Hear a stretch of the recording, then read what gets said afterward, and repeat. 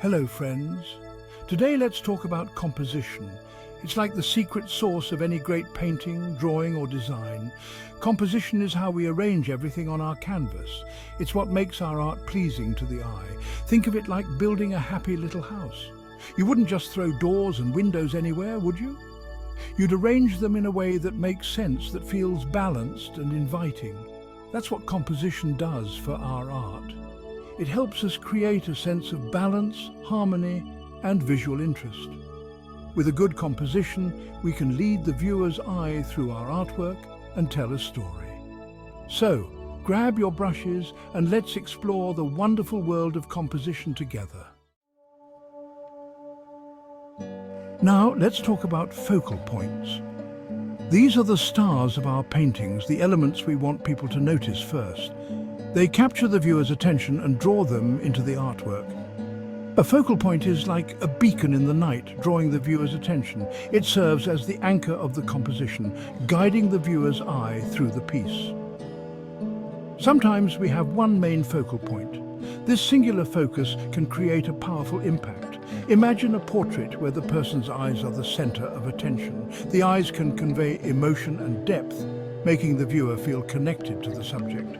That's a single focal point. It simplifies the composition and makes the message clear. Other times, we might have multiple focal points. This can add complexity and richness to the artwork. Think of a still life with a group of objects, each one equally important. Each element contributes to the overall harmony and balance of the piece.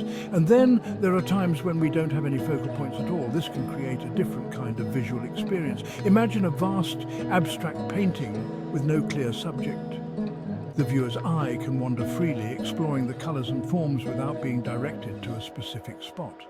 This can create a sense of mystery and wonder. The lack of a focal point invites the viewer to interpret the artwork in their own way. We can create focal points using different tricks. Artists have various techniques at their disposal. We can use bright colors, strong contrasts, or interesting shapes to make certain areas stand out. These elements can catch the viewer's eye and hold their attention. It's all about guiding the viewer's eye where we want it to go. By carefully planning our focal points, we can control the viewer's journey through the artwork, making the experience more engaging and meaningful. In painting, just like in life, we need a balance of harmony and excitement. This balance is what keeps our work engaging and meaningful. That's where unity and variety come in. They are the fundamental principles that guide us in creating compelling art. Unity is about creating a sense of oneness in our artwork. It's the glue that holds all the elements together, making the piece feel complete and coherent. We can achieve this by using similar colors, shapes, or textures throughout our composition. Consistency in these elements helps to create a unified look. Think of a field of flowers, all swaying in the wind together. Each flower is unique, but together they create a harmonious scene. Variety, on the other hand, is about adding spice to our art. It introduces contrast and interest, preventing the artwork from becoming monotonous. We can create variety by using different colors, shapes, sizes, or textures. This diversity keeps the viewer's eye moving and engaged. It's like adding a dash of pepper to our favorite dish. Just a small amount can make a big difference in flavor and excitement. The key is to find the right balance between unity and variety. Too much of one can overshadow the other, leading to an unbalanced piece. Too much unity and our painting will be boring. It will lack the dynamic elements that make it interesting. Too much variety and it will feel chaotic. The viewer won't know where to focus and the piece will lose its sense of direction. We want to create a harmonious whole, where different elements complement each other. This harmony is what makes a piece of art truly captivating. Think of a beautiful garden with a variety of flowers, all arranged in a pleasing way. Each flower adds its own unique beauty, but together they create a stunning display. This is the essence of unity and variety in art. Balance is another important aspect of composition, and there are two main types of balance: symmetry and asymmetry. Symmetry is like looking in a mirror. Both sides of the composition are identical or very similar. Think of a butterfly's wings or the Taj Mahal. Symmetry can create a sense of peace, order and harmony. Asymmetry is more free-flowing. The elements are arranged in a way that's balanced but not identical. Think of a tree branch with leaves sprouting out in different directions.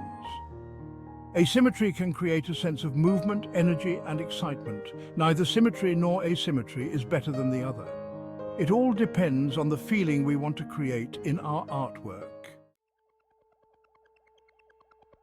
Section 5. The dance of elements, rhythm, and repetition. Rhythm and repetition are like the beat of music in our paintings. They create a sense of movement and flow. We can achieve rhythm and repetition by repeating elements like colors, shapes, lines, or textures. Think of a row of trees, the waves crashing on the shore, or a pattern on a beautiful fabric. Repetition can be calming and soothing, or it can be exciting and dynamic. We can use rhythm and repetition to lead the viewer's eye through our artwork and create a sense of harmony and unity. It's like dancing with our brushes, creating a visual melody on the canvas. Section 6. Spotlight and shadow. Emphasis and subordination. Just like in a play, some elements in our artwork are the main characters, while others play supporting roles. That's where emphasis and subordination come in.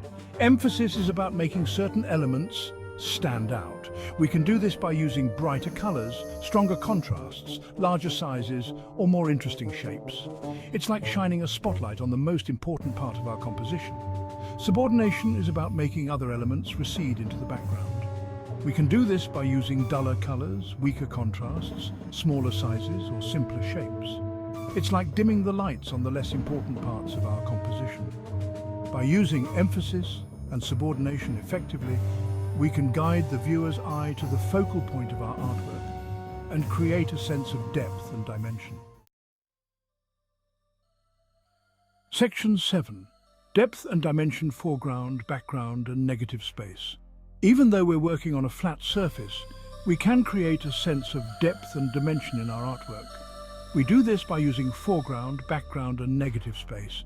The foreground is the part of our painting that's closest to the viewer. The background is the part that's furthest away. And negative space is the empty space around and between the objects in our composition. Think of a landscape painting. The trees in the front are the foreground, the mountains in the distance are the background, and the sky is the negative space. We can use size, color, and detail to create the illusion of depth. Objects in the foreground are usually larger and more detailed than objects in the background. And we can use lighter colors for distant objects and darker colors for closer objects. Section 8. Building blocks of art composition structures. Over the years, artists have developed different composition structures to help them create balanced and harmonious artwork. These structures are like recipes for a successful composition. One popular structure is the rule of thirds. Imagine dividing your canvas into 9 equal sections with 2 horizontal lines and 2 vertical lines. The rule of thirds suggests placing your focal points at the intersections of these lines.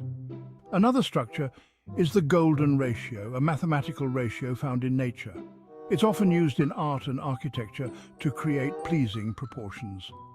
Then there's the pyramid composition, where the elements are arranged in the shape of a pyramid. This structure is often used to create a sense of stability and grandeur. These are just a few examples of composition structures. The important thing is to experiment and find what works best for you and your artwork. Section 9. Composition, story enhancing meaning and appeal. Composition is more than just arranging elements on a canvas. It's the foundation of any great piece of art, the invisible thread that ties all the elements together into a cohesive whole. It's about telling a story, evoking emotions, and creating a visual experience for the viewer. Every brushstroke, every color choice, and every placement of an element contributes to the narrative the artist wants to convey. A well-composed artwork can draw the viewer in, make them feel something, and leave a lasting impression. It can transport them to another world, make them ponder, or even challenge their perceptions. It can enhance the meaning of the artwork and make it more impactful. The right composition can turn a simple scene into a powerful statement, adding layers of depth and significance. Think of a painting of a stormy sea. The artist doesn't just paint waves, They use composition to convey the chaos and intensity of the storm. By using diagonal lines, dark colors, and a sense of movement, the artist can convey the power and drama of the storm. These elements work together to create a feeling of turbulence and unrest. Or think of a portrait of a child. The artist doesn't just capture the child's likeness, they use composition to evoke the essence of childhood. By using soft lighting, warm colors, and a sense of innocence, the artist can capture the purity and joy of childhood. These choices help to create a tender and heartfelt portrayal. Composition is a powerful tool that can help us create art that is both beautiful and meaningful. It allows us to communicate our vision and connect with our audience on a deeper level. So, next time you pick up your brush, remember the importance of composition and let it guide you on your creative journey. Embrace it, experiment with it, and see how it can transform your art into something truly extraordinary.